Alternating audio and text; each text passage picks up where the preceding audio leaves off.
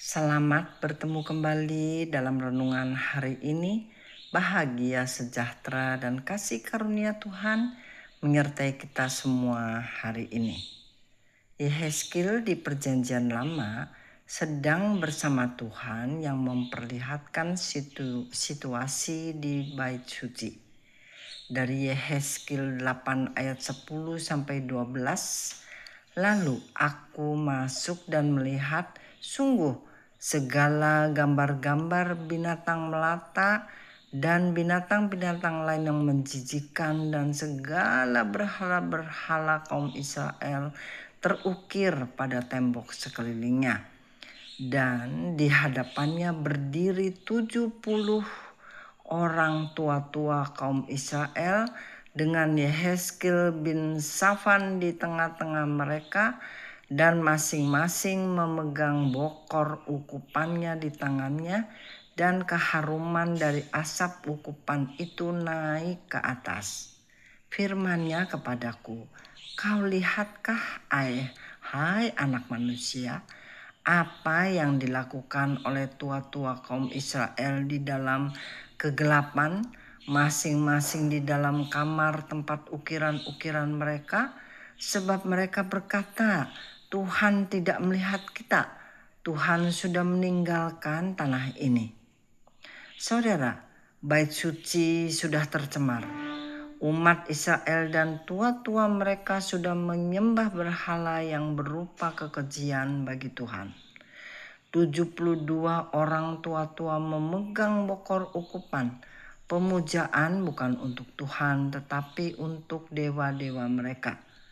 Dari Yehezkiel 8 ayat 16 sampai 17, kemudian dibawanya aku ke pelataran dalam rumah Tuhan.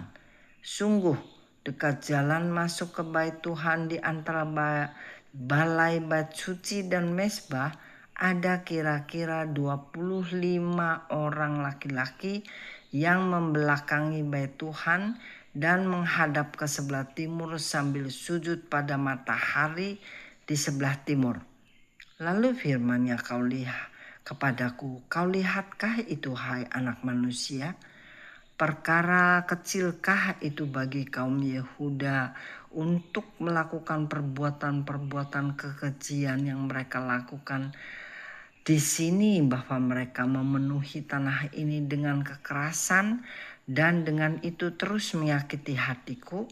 Sungguh mereka berkelakuan tak senonoh di hadapanku. Saudara, dalam ayat-ayat di atas 25 orang laki-laki sedang menyembah dewa matahari, dan perempuan-perempuan sedang menangisi dewa Tatmus. Sedangkan kita tahu bahwa kita hanya boleh menyembah pencipta, bukan ciptaan. Penyelewengan dalam umat Tuhan sedang terjadi. Mungkin awalnya perlahan-lahan, tetapi di perikop ini akhirnya mereka sudah mengingkari Tuhan sedemikian rupa, sehingga cukup membuat Tuhan yang sabar itu menyesal dan berkeputusan untuk meninggalkan umatnya. Lalu terlihatlah bahwa hadirat atau kemuliaan Tuhan mulai dengan proses meninggalkan bait Allah. Tetapi nampak saudara-saudara berlalunya tidak buru-buru, bahkan seperti segan dan sangat perlahan-lahan. Dari Yehezkiel 10 ayat 4, dalam pada itu kemuliaan Tuhan naik ke atas kerub dan pergi ke atas ambang pintu bait suci. Dan bait suci ini dipenuhi oleh awan dan pelatarannya penuh dengan sinar kemuliaan Tuhan. Akhirnya, saudara-saudara, Tuhan sampai di ambang pintu bait suci dan siap meninggalkan bait suci.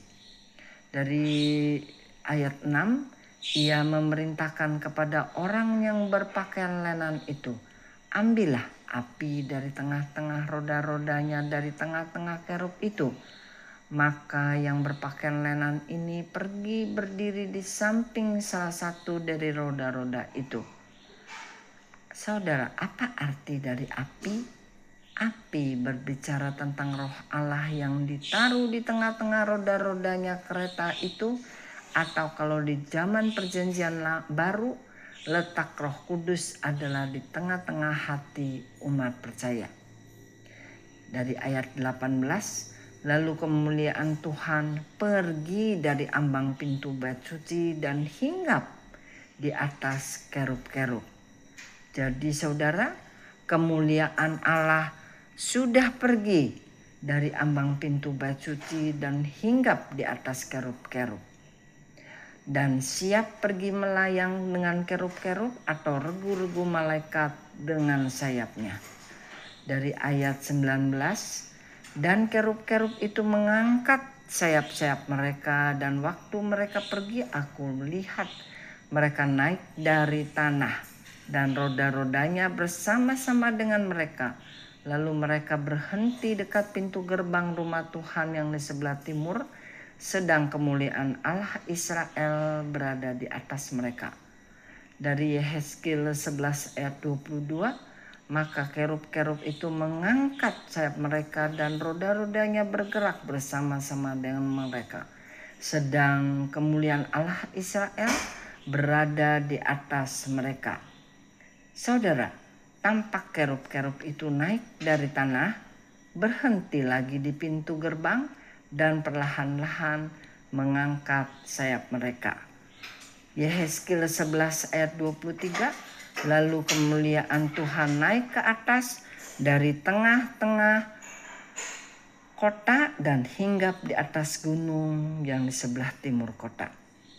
Akhirnya sayap kerub-kerub itu membawa Tuhan ke atas tengah kota itu dan hinggap lagi di atas gunung yang di sebelah timur.